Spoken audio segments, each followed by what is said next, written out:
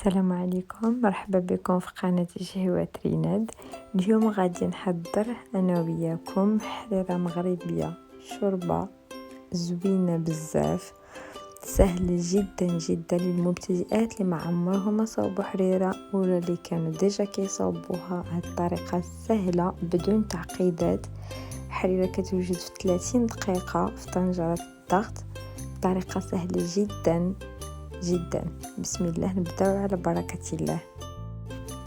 في طنجرة الضغط غادي نوضعو زلافة ديال الحمص اللي غنكونو بيتناها في الماء وحتى تنفخ، وكناخدو ديك الزلافة د الحمص اللي بيتنا في الماء كنديروها في طنجرة الضغط لمدة 10 دقائق، كنطيبوها لمدة 10 دقائق، وكنضيفو العدس اللي حتى هو كنكونو بيتناه ليلة كاملة في الماء.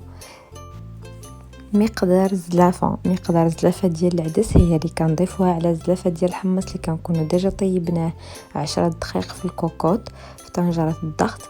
ملي كنحلو داك الحمص كنضيفو زلافة ديال العدس اللي كنكونوا ديجا بيتناها في الماء، وبعدها مباشرة كنضيفو مطيشة محكوكة اللي كنكونوا حكيناها اولا طحناها وصفيناها. انا ديجا عندي مواجده في الكونجيلاتور. كنضيفو مطيشه مقدار 2 دلايف ديال مطيشه مطحونه، ديال مطيشه مطحونه ولا محكوكه، مطحونه مصفيه اولا محكوكه. كنضيفو عليهم توابل،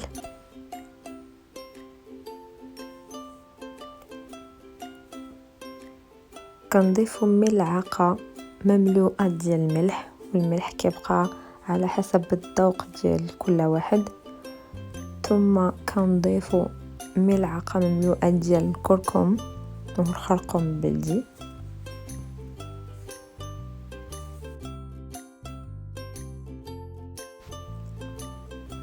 ثم كنضيفو ملعقه مملوءه ديال الفلفل الاحمر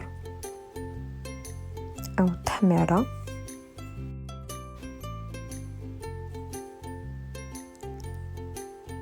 ثم كنضيفو نصف ملعقه ديال القرفه، نصف ملعقه قرفه،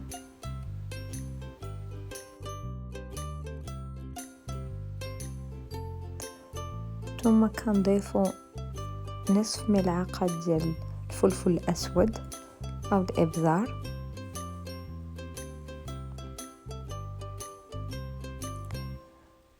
ثم كنضيفو الماء.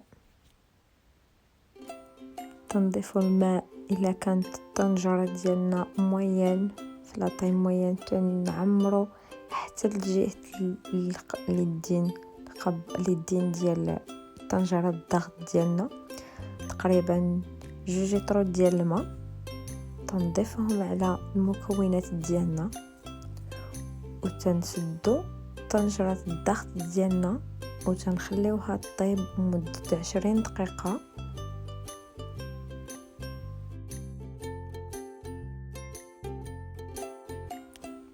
في هاد الاثناء اللي كنتسناو الطنجره ان المكونات اللي فيها يطيبوا، كنتسناو 20 دقيقه، غناخدو واحد لو بول ولا واحد الاناء نحطو فيه، نوجدو فيه المكونات اللي غنضيفوهم في الطنجره ملي غادي نحليو عليها ان شاء الله. غادي نديرو تقريبا نص زلافه ديال المعدنوس، نص زلافه ديال القزبور مقطعين، نص زلافه ديال كرافس مقطعين. انا ديجا عندي واجدين في الفريغو، غير كجبتهم نص زلافه نص زلافه نص زلافه من كل حاجه، قزبور معدنوس وكرافس. كنجمعوهم كاملين في هذا الاناء.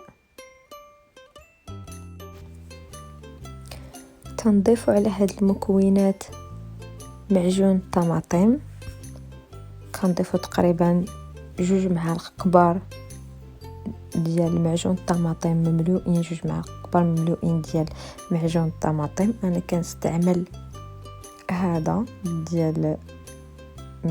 ديال عائشه. كنضيفوا 2 معالق كبار ديال منو، وكنضيفوا شويه ديال الماء بارد. كنخلطوا المكونات كاملين، كنخلطوا المكونات كاملين وكنخليوهم على جنب على ما يوجد لنا المكونات اللي حطيناهم في الطنجرة يطيبوا لمدة 20 دقيقة. هاد الخليط كنوجدوه كنحطو على جنب.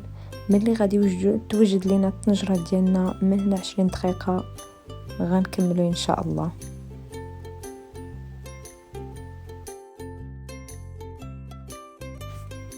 بجانب هذا الخليط اللي وجدناه نحطو 4 زلافة ديال الشعريه، كيف ما غيبان لكم دابا 4 زلافات ديال الشعريه نحطوها على جنب، نوجدوها مع الخليط، مع هذا الخليط اللي وجدناه باش نضيفوه ان شاء الله. ها هي الطنجره ديالي بعد ما دازت 20 دقيقه وحليت عليها وضفت المكونات اللي وجدناهم، الشعريه والربيع، زدتهم كاملين وخلطتهم وخليت الشعريه حتى طابت. زدت لها واحد 10 دقائق حتى 15 دقيقه، 10 دقائق على حسب النوعيه ديال الشعريه ديالكم، حتى كيطيبوا كيعطيوني هذا الخليط. كيبقى لي نضيف الدقيقه والماء. انا غنوجدو معكم دابا هو اللي كنضيفوه، هو المرحله الاخيره في 5 دقائق الاخرى. هاد الطريفات د اللحم اللي كيبانوا لكم دابا ملي كنكون تنخلط، هذا اذا كانوا عندكم شي طريفات او العظومه اللي كيشيطوا لنا من اللحم بغيتو تضيفوهم، كتضيفوهم في الاول مع الحمص والعدس ومطيشه. في الاول فاش كنديروهم يطيبوا كتضيفوا طريفات اللحم الا ما كانوش ماشي ضروري. اخر مرحله هي هذه، كناخذوا واحد اللوبول اولا واحد الاناء تنديروا فيه كاس ديال الماء مع 3 المعالق دقيق، تنحركوهم مزيان وكنضيفوهم على الحريرات ديالنا او الشوربه ديالنا. كنضيفو حنا كنخلطوه مده 5 دقائق وكتكون الحريره ديالنا وجدات وبالصحه والراحه. كنبقاو كنحركو مع اضافه الخليط ديال الدقيق مع الماء مده 5 دقائق فوق النار.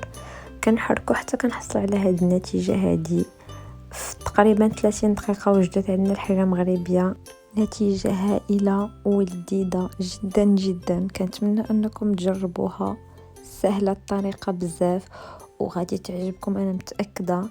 وبالصحه والراحه، ونتلاقاو في فيديو جديد ان شاء الله.